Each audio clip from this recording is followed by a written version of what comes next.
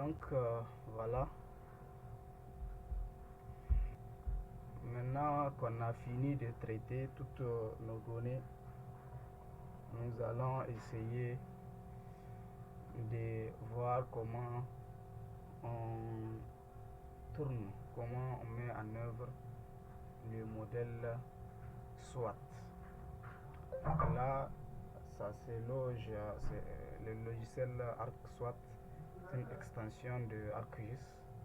Donc dès que vous l'installez, vous ouvrez votre ArcGIS, vous allez le trouver. Soit là, pour moi c'est déjà là, ou bien quand vous ne l'avez pas, vous venez ici et vous cochez ArcSWOT. Donc, et ça va venir. Donc le modèle SWOT n'est rien d'autre que l'extension qu'on a ici. Donc là, ça se fait en 6 étapes. 1, 2, 3, 4, 5, 6 étapes. La première étape là, ça concerne la création du projet. Donc pour créer, on rentre là, soit project, on met new projet. Là, on lui dit non. Il va nous amener sur cette page là. Et là, on clique sur le dossier là. Et on cherche maintenant les dossiers dans lesquels on veut qu'il nous loge notre projet. Par exemple, là, je suis sur le fichier de la formation SWOT. Si je coche formation SWOT, ça veut dire que c'est dans ce fichier-là qu'il va aller me loger mon projet SWOT qu'il va me créer. Je le sélectionne juste et je dis OK. Dès que j'ai dit OK, après je peux lui dire ici OK. Il va automatiquement me créer, il dit done. Ça veut dire que maintenant il m'a créé automatiquement un projet SWOT. Si je résume ça, je viens là, je vais trouver dans mon dossier de la formation qu'il m'a créé un projet ArcSWOT. Il m'a amené la base de données SWOT 2012 avec les composantes. Voilà, il m'a amené ça, il m'a amené ce dossier là aussi. Donc ça veut dire qu'il a créé le projet et le projet vient avec ces éléments là. Donc là, je peux sortir et revenir sur mon ArcGIS. Maintenant, après avoir créé le projet, la deuxième étape concerne la délimitation du bassin versant. Si je clique dedans, il me dit automatic watershed delimited. Donc il va me délimiter mon bassin versant. Je rentre, il vient sur cette fenêtre là. Là, il me dit open dam. Donc que j'ajoute le dam. Je clique sur le open file là. Là, il me dit from disk ou bien from map. From disk, si j'ai déjà mon raster que j'ai ajouté dans le projet là, ici, j'ai fait add et je l'ai ajouté, je vais dire from map et je les prends. Mais comme il n'y a aucune donnée, il n'y a aucune couche ici, j'ai dit from disk, ça veut dire que je vais aller chercher de l'ordinateur là où j'ai mis mon dossier, ma donnée raster du DEM. Je les prends et je l'importe. Donc là, j'ai dit OK. Là, je sais que toutes les données, je les ai mis dans le fichier de la formation, soit je rentre dedans, DEM, je rentre, et là, ça c'est les DEM que j'ai clippé à l'échelle de ma zone d'étude, et le DEM projeté, c'est ça que j'ai mis ici, DEMP. Donc j'ai fait add, le DEMP, j'ai fait add, OK. Là, là, sur ce que j'ai les réseaux hydrographiques que j'ai dessinés.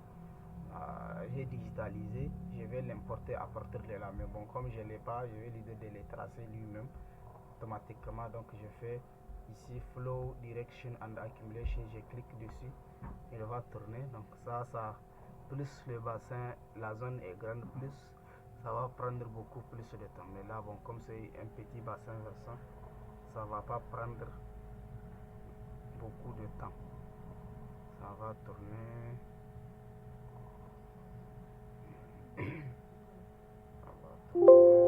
Voilà, elle a fini, je dis OK et je reviens ici, le stream, je clique sur ça, la create stream and outlet. Donc il va me créer les lignes là et leur exutoire.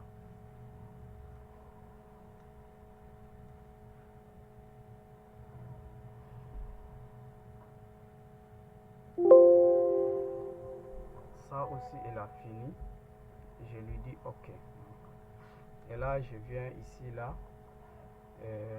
add point. Donc là c'est ici que je vais ajouter le point à partir duquel il va me dessiner mon bassin versant, c'est-à-dire mon exutoire. Je prends, je dis ok, là je lui dis ok, et je reviens là sur l'exutoire de mon bassin. Déjà il y a un point rouge qui circule avec le curseur de l'ordinateur de ma machine. Donc déjà je viens là parce que c'est là que je suppose être l'exutoire de ce bassin versant là. Je fais clic gauche et je fais clic droit, je lui dis stop editing. Il va me dire si je vais enregistrer, je dis oui. Donc là j'ai enregistré, je retourne là sur l'autre page là et je dis ici select. Je clique, je dis ok, je viens là, je fais appui long et je glisse. J'ai sélectionné ce point, il me dit que j'ai sélectionné un outlet, je lui dis oui. Donc ça veut dire qu'il va dessiner le bassin versant à partir de ces outlets là. Je lui dis ok. Là il a fini et je dis de me délimiter mon bassin versant. Donc là ça va tourner, on ne touche à rien jusqu'à ce que ça finisse. Là, dès qu'il finit tous les processus là, dès qu'il finit il va dire ok, donc on ne touche à rien. Ça peut prendre beaucoup de temps, surtout quand le bassin versant est très grand, il va prendre beaucoup de temps, donc on l'attend jusqu'à ce qu'il finisse son travail.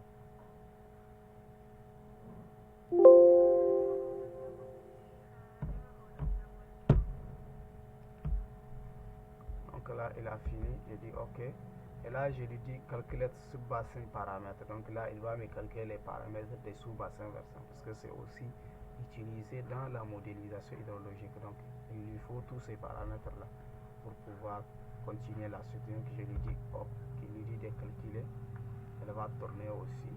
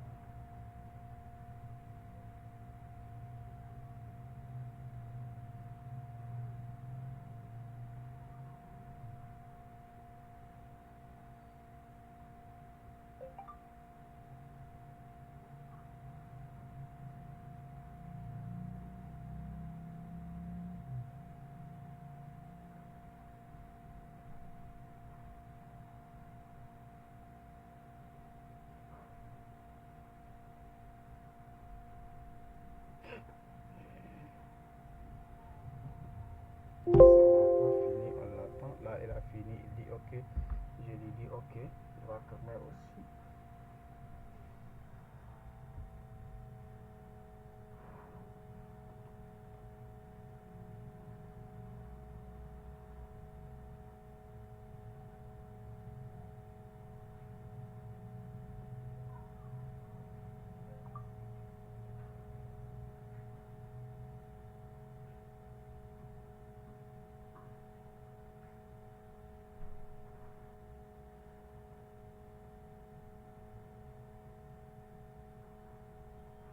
Donc là il a fini, donc je reviens là sur la fenêtre, je lui dis exit. Donc là elle a fini. Après avoir fini ça, je passe à la définition des unités de réponse hydrologique. Donc c'est là que je vais intégrer mes données de land use, les données des types de sol, et je lui dis de déterminer les différentes pentes qu'on a. Donc là je rentre aussi. Là ici on a land use data, donc je vais aller chercher mes land use data, je vais les importer ici. Là je lui dis, il dit de déterminer la location. Je clique sur ces trucs là, et là from disk, parce que je les ai enregistrés sur le disque, je fais open je lui dis oui, ça. Je cherche maintenant, là je suis dans le dossier de la formation. Là j'ai land use, land cover, je rentre là. Et j'ai mon land use, land cover P. C'est ça qui signifie le projet T. Je lui dis select. Elle va me sélectionner. Je lui dis OK. Elle va m'ajouter. Ici, choose grid file. Je prends et je lui dis value. Elle va me mettre le value et je mets OK. Là, vous voyez qu'elle m'a ajouté. Elle m'a ajouté les land use. Voilà, c'est combien? 2, 3, 4, 5, 6, les 6. Mais là, ici, vous voyez, c'est avec des codes qu'elle les amène. Il n'y a pas les noms. Alors que pour la suite, c'est les noms là qu'il considère. Quand même, quand vous voulez mettre la carte en page, il vous faut les noms là pour qu'on sache que voilà la couleur jaune, quel type de sol ça signifie. Donc c'est ça l'utilité des fichiers lookup table qu'on a créé lors du traitement des données de land use. On dit il y a ici lookup table. Donc là je clique sur lookup table, je fais user table et je dis OK. Il va m'amener, bon, comme je suis dans les dossiers, voilà les lookup table qu'il y a parce que c'est le seul fichier texte. Je lui dis, je le sélectionne, je dis select. Voilà, il m'a ajouté les différents noms. Donc on sait que le 1 là c'est le AGRL, ça le 2, le 3 c'est AGRC, ainsi de suite. Si je mets ici reclassified, là il dit OK, j'ai dit OK. Donc vous voyez là il a remplacé les codes là par les noms des différents sols que j'ai. Donc après là j'ai fini avec le land use land cover. Je reviens là sur les sols, le type de sol. Donc là aussi c'est la même chose, je clique, je lui dis from disk, c'est le deuxième là, je lui dis open, je dis oui. Maintenant je fais retour pour aller chercher le sol, c'est là, et le sol c'est le dernier que j'ai fait ici, le sol R, ça veut dire le raster 2. Donc je le prends, je dis select, je dis OK. Donc là il me dit erreur. Donc là il y a un message d'erreur qui apparaît, et c'est ça aussi, soit à chaque fois, quelle que soit la manière dont vous allez faire dans le pré-traitement des données là, quand vous allez vouloir tourner le logiciel, il y a des données qu'il va vous dire que voilà, vous avez fait ceci mal, vous avez fait cela mal. Il faut que vous retournez dans les données pour voir qu'est-ce que vous avez mal fait et vous corrigez. Donc là voilà ce qui nous affiche ici. Ça veut dire que dans le traitement des données de sol là, on a dû faire une erreur et qu'il faut aller corriger pour que ça accepte de continuer. Donc là je vais lui dire OK, je laisse, je lui dis OK et je sors. Je peux, voilà, maintenant bon, je peux faire data frame pour ne pas mélanger avec ça là. J'ai dit data frame et je cherche, j'ai fait ajouter mes données là, sol, bon, je prends le chef file, c'est ça que je vais voir, je corrige, voir si le problème je peux arriver à le régler. Je prends le chef file, après je vais les transformer en raster. J'ai dit add, voilà les données que j'ai. J'ouvre la table attributaire. Bon, voilà, ça, je le fasse d'abord parce que ça c'est. Donc voilà comment vous allez avoir votre données chef file. Donc je pense que c'est ici parce que là le shell là on a mis name. Normalement, bon, peut-être que je vais créer un autre champ que je vais nommer sol name. Peut-être qu'il va reconnaître le sol name là. C'est peut-être dû à tout, c'est cette petite erreur là. Donc je vais créer un autre champ, je mets sol name. Je lui dis ici texte. Là 50 là ça va être très long, je mets 20. Je mets OK. Donc là je vais copier ici, je fais, bon, il ne va pas coller, donc il faut que je mette la couche en édition. Je vais mettre la couche en édition. Là le deuxième aussi, je vais copier les champs de l'autre colonne un à un pour les remplacer. Après je peux même supprimer le premier champ là. Je copie, je viens ici, je colle, je vais copier un à un tout ce qu'il y a de ce côté.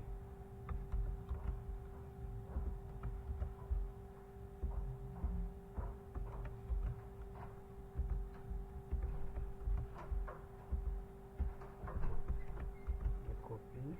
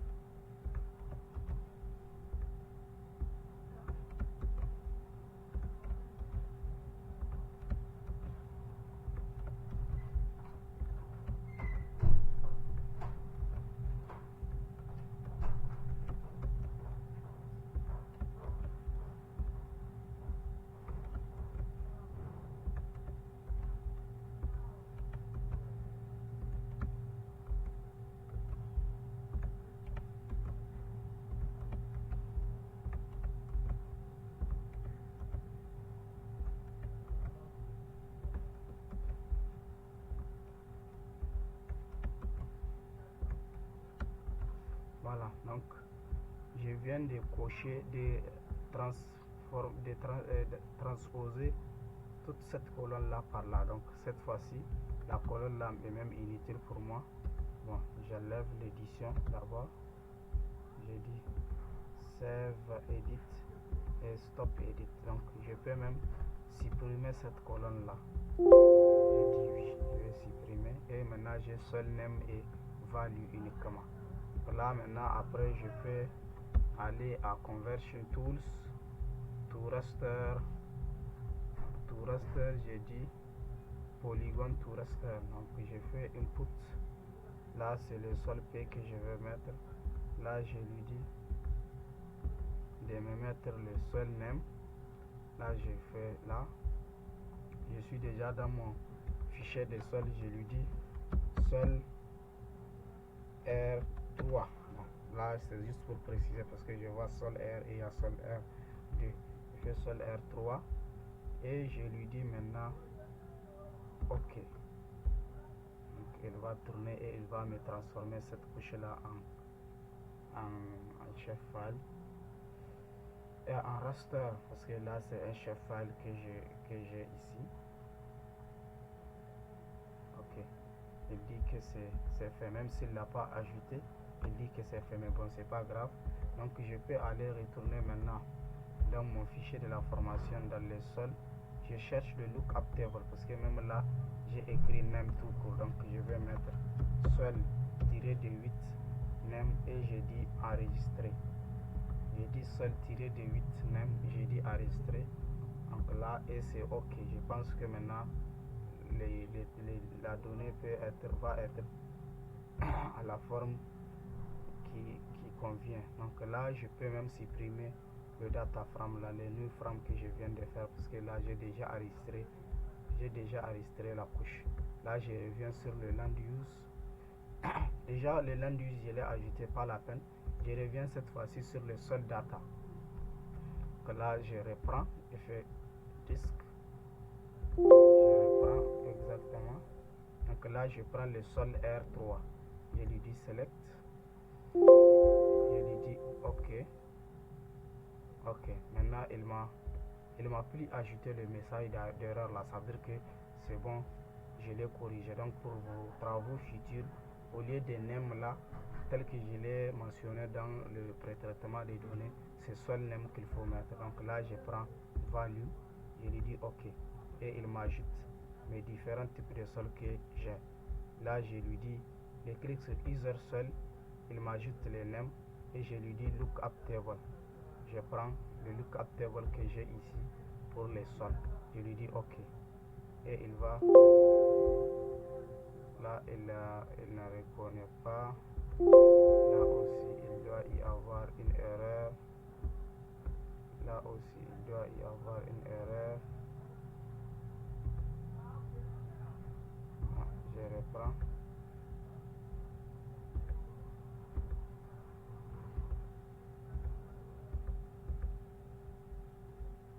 Là aussi, il doit y avoir une erreur.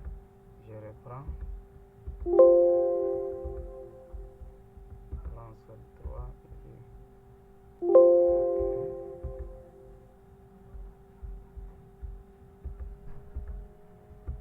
OK.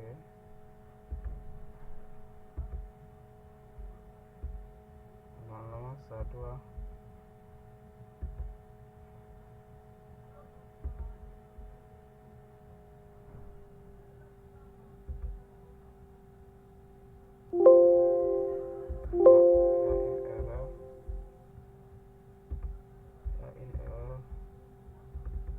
Lookup table seul.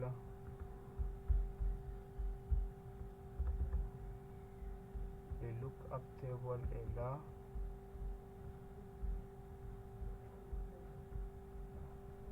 Seul name. Normalement c'est correct. Je reviens ici.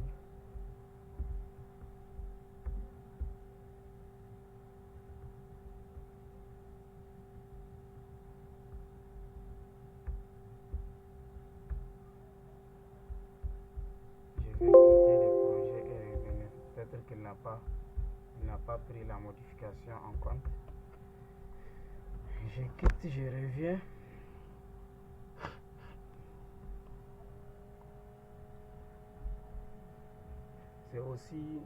C'est aussi comme ça, hein. À chaque fois quand vous utilisez ce logiciel là, vous allez avoir des erreurs parce que lui en fait il ne reconnaît pas les petites erreurs là. Il suffit d'une petite erreur pour qu'il vous fasse perdre votre temps inutilement.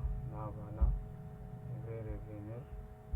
Le sol, je l'ajoute comme disque TV sol 3, je select et dit OK.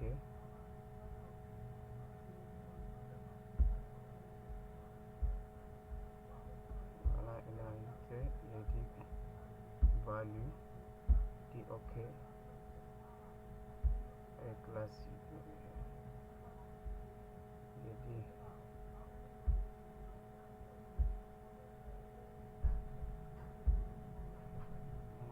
user seul, dit lookup table, voilà c'est là sol lookup table, je rentre dedans.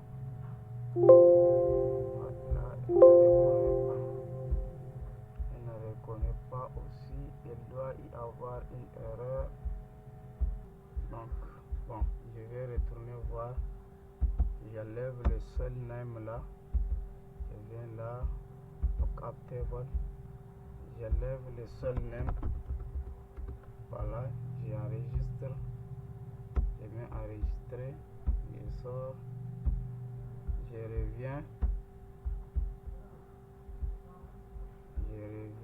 là, je lui dis voilà, je fais comme ça, from disk open, je l'ouvre,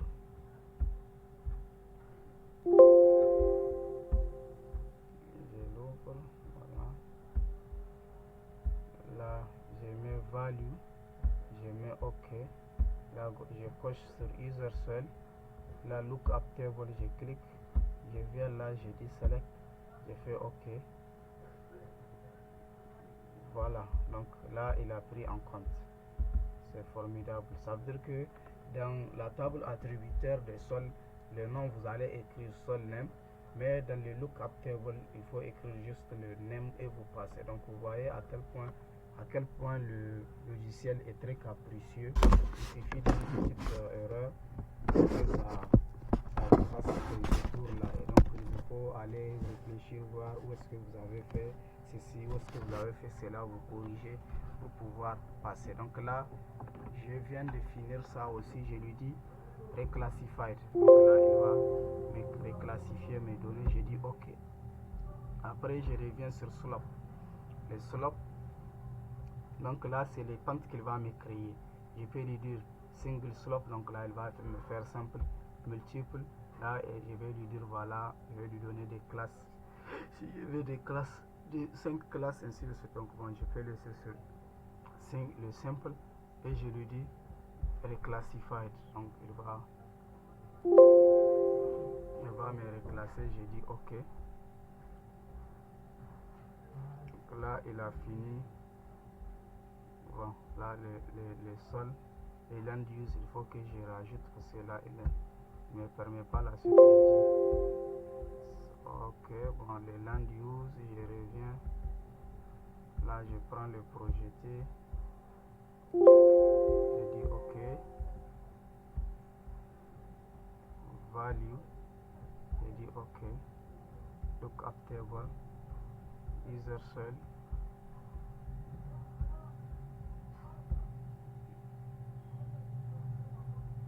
Je lui dis reclassify. Bon, déjà je l'avais ajouté au début, bon, mais comme j'étais sorti et revenir, il ne reconnaît pas, donc il ne peut pas me faire ça. Là j'ai ça, j'ai mis ça, j'ai aussi j'ai fait, donc il m'a cette fois-ci activé le overline. Donc quand vous finissez les trois là, donc et vous faites overline, donc il va vous créer. Donc là il finit. Ok, donc il a fini. Après vous revenez encore sur ça et vous lui dites definite le HRU, il va le définir. Bon, là vous pouvez ramener ça sur le dominant, c'est ça le plus simple, et vous dites create HRU, il va vous créer les différents HRU que vous avez. Les HRU, ce sont les unités de réponse hydrologique. Tous les paramètres hydrologiques qu'il va calculer, c'est sur la base de ces unités de réponse hydrologique là qu'il va les calculer. Donc là, si vous voyez, vous avez plusieurs unités de réponse. Vous avez là plusieurs unités de réponse hydrologique. Donc il va calculer les débits à partir de ces unités là. Après, il transmet jusqu'ici, jusqu'à l'exutoire. Il calcule, il fait la somme de toutes les unités de réponse hydrologique que vous avez pour vous donner les résultats à l'exutoire. Donc là, j'ai dit OK. Il m'a fini, donc là j'ai fini de créer les unités de réponse hydrologique. Après je reviens sur ça, write input table, donc je rentre. Là c'est là que je vais mettre les données climatiques en fait. Là j'ai dit write station.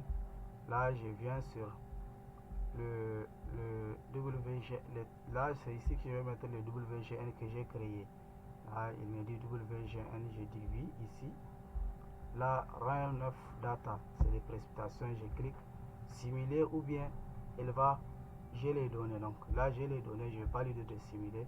Là je clique sur ça, il va me ramener dans mon dossier du projet.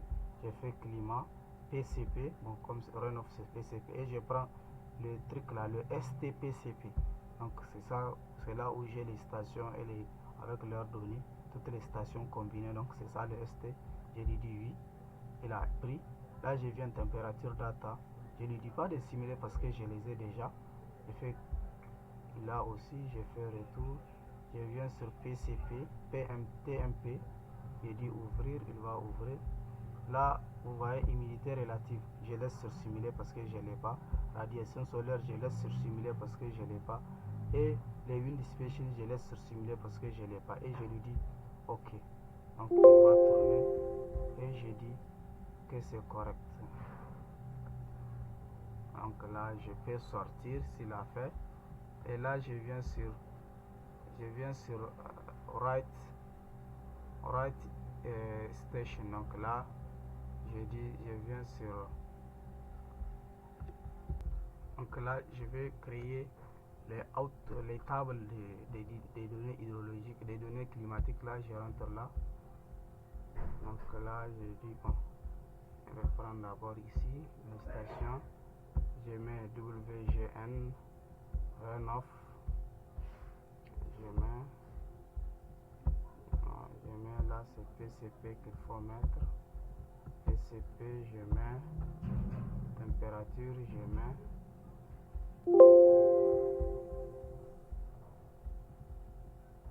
c'est là qu'il faut cliquer. Température, je mets. Et là, je lui dis OK. Voilà, il a fini. Je dis bon, je sors. Je viens là. Create station. Create table. Là, je lui dis select all. Et je dis create table. Il me dit ça, je lui dis oui. Je lui dis oui. Je lui dis oui. Je lui dis oui. Normalement, ça doit pouvoir passer. Et là aussi, une petite erreur dans les données suffisent qu'ici il bloque. Là, c'est une étape très cruciale. Il peut bloquer à tout. Dès qu'il y a une petite erreur dans les données, là, il va bloquer. Donc, il faut que vous lisiez le message d'erreur qu'il va vous montrer. Et après, vous cherchez à savoir le problème qu'il a causé et vous corrigez. Là, je dis OK. Et quand c'est fini, je dis cancel, je passe. Donc là, je viens de créer, d'importer les données climatiques. Là, les edits, c'est là que vous pouvez changer certaines formules. Parce que par exemple, ici, si je prends data, le général, je dis edit value. Là, c'est la méthode de calcul de l'évapotranspiration.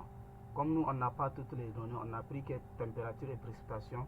La formule recommandée, c'est le Hargrave. Donc, je prends ça. Là, il y a plusieurs formules. Il y a Penman. Penman, c'est quand j'ai toutes les données, c'est-à-dire radiation solaire, j'ai vitesse du vent et j'ai humidité relative. Mais bon, là, comme j'ai précipitation et température seulement, je prends le Hargrave. Voilà, tout ça là, ce sont des formules qu'on peut changer au besoin. Donc là, ici, c'est juste ça là que je vais changer. Je dis save edit et je dis save et je sors maintenant. Je finis. Après, je reviens sur le SWOT simulation. Là, c'est la dernière étape. Je prends le run SWOT. Donc là, c'est pour lancer la simulation. Donc là, il vous vient comme ça. Il vient sur le 1er janvier 2005 au 12 décembre 2021. Là, c'est la tranche de nos données climatiques que nous avons intégrées. Donc, il vient automatiquement, il intègre automatiquement comme ça. C'est-à-dire qu'il va nous faire une simulation de 2005 à 2021. Là, ce sont les exécutables. Par exemple, là, je prends comme moi, j'ai 64 bits. La machine, je prends les 60, entre les 64 bits là, lequel je veux. Donc là, c'est le pas de temps. C'est très important aussi. Là, il est sur le mensuel. Ça veut dire qu'il va me calculer des débits mensuels à l'exutoire du bassin. Moi, bon, je vais nous dire que moi, je veux des débits journaliers. Le daily est là. Le hier, là, c'est l'annuel. Donc là, je vais dire de me faire chaque jour les débits moyens annuels et les débits moyens journaliers chaque jour.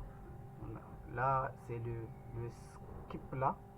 C'est en fait le warm-up period. Là, quand un modèle commence à tourner, la première année là, a toujours d'erreur parce que là, il considère qu'à partir du 1er janvier 2005, dans mon exutoire, là, tout est sec.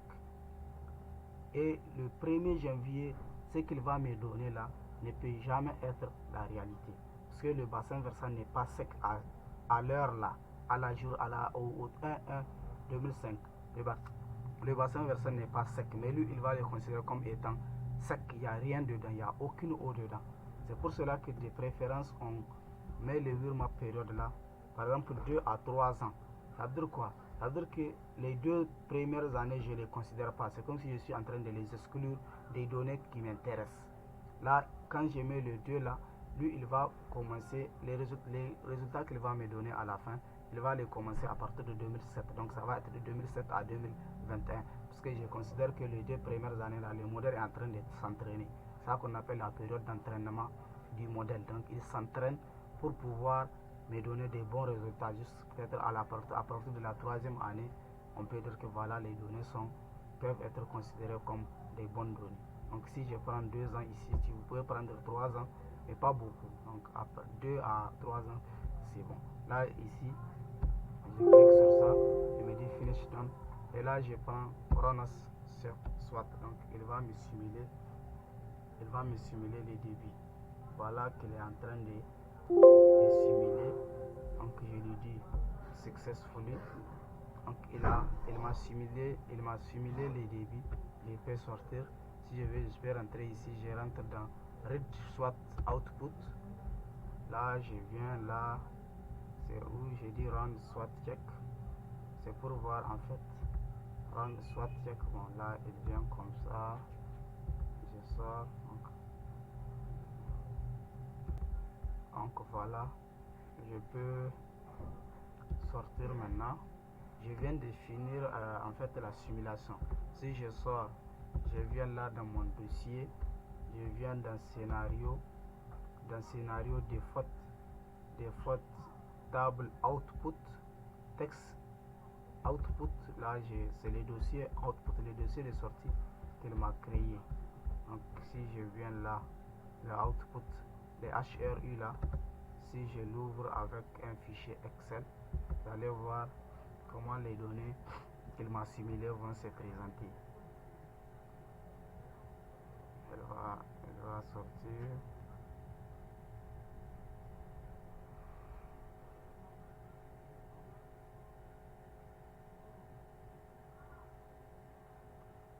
Donc voilà comment il m'a fait. Bon là, je peux sélectionner les données, convertir, pour convertir en fait le séparateur. Je viens là, ça doit être, non c'est pas espace, non c'est pas convertir, ça doit être espace. Je lui dis terminer.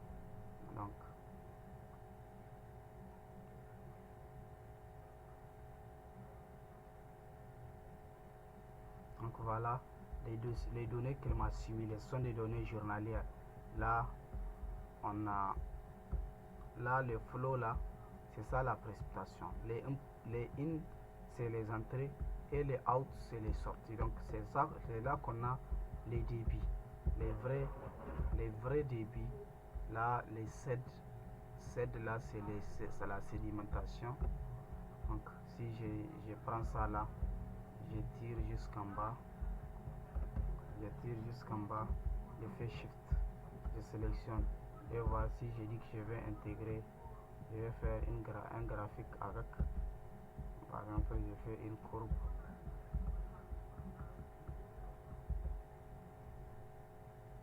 Donc voilà en fait comment se